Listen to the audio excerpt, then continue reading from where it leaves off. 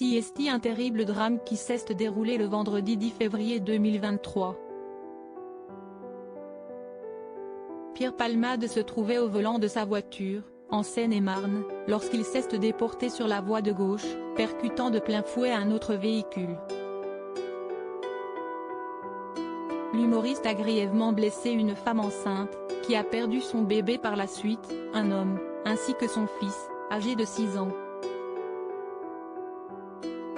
Une enquête pour homicide et blessure involontaire par conducteur ayant entraîné une incapacité totale de travail supérieure à 3 mois a été ouverte. Ce dimanche 19 février, dans les colonnes de BFM TV, le conducteur du taxi qui a récupéré les 2 passagers a fait quelques confidences. Il a d'abord expliqué les avoir transportés de la maison de campagne de Pierre Palmade à leur domicile parisien. Ce dernier est spécialisé dans le transport de personnalités et il connaissait bien l'humoriste. Je suis arrivé aux alentours de 20 h, j'ai attendu 5 minutes et l'un des 2 est venu vers moi, s'est-il souvenu avant de poursuivre, il m'a dit qu'on attendait quelqu'un d'autre puis il est retourné dans la maison pour chercher celui qui mettait du temps à sortir. Si ce trajet l'a beaucoup marqué, CST notamment parce que les 2 passagers semblaient perdus. Cela m'a paru un peu bizarre.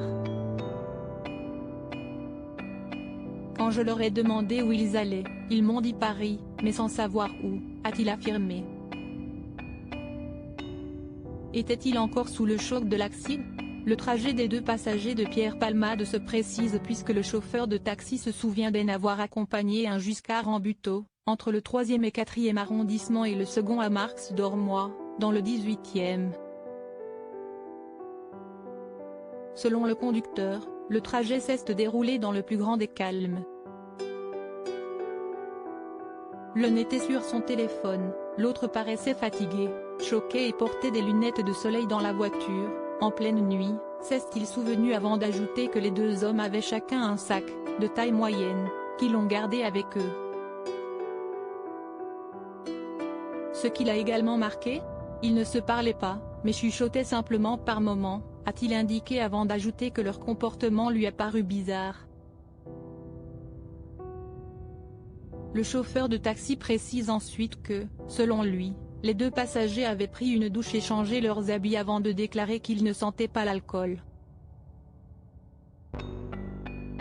Ce n'est qu'une fois rentré chez lui que le conducteur a été informé de l'accident de Pierre Palmade.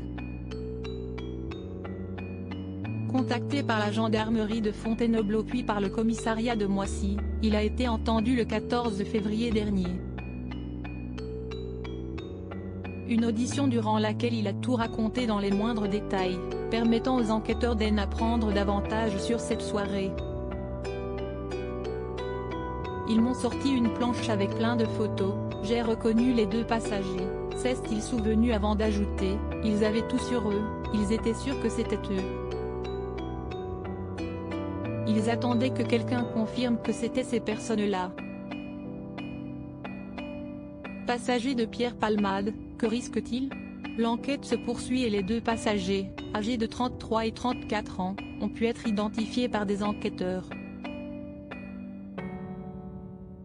Ils n'ont pas été mis en examen mais placés sous le statut de témoins assistés. Comme le rappelle BFM TV, il leur est reproché la non-assistance à personne en danger puisque les 2 hommes ont pris la fuite suite au terrible accident. L'un d'eux s'est rendu tandis que l'autre a été interpellé à Clichy-la-Garenne, dans les Hauts-de-Seine quelques jours plus tard. De son côté, Pierre Palmade a été jugé à l'issue de ses 48 heures de garde à vue et il a été mis en examen pour homicide involontaire et assigné à résidence à l'hôpital avec un bracelet électronique. L'humoriste fait également l'objet d'une seconde enquête pour détention d'images pédopornographiques et les investigations ont été confiées à la brigade de la protection des mineurs.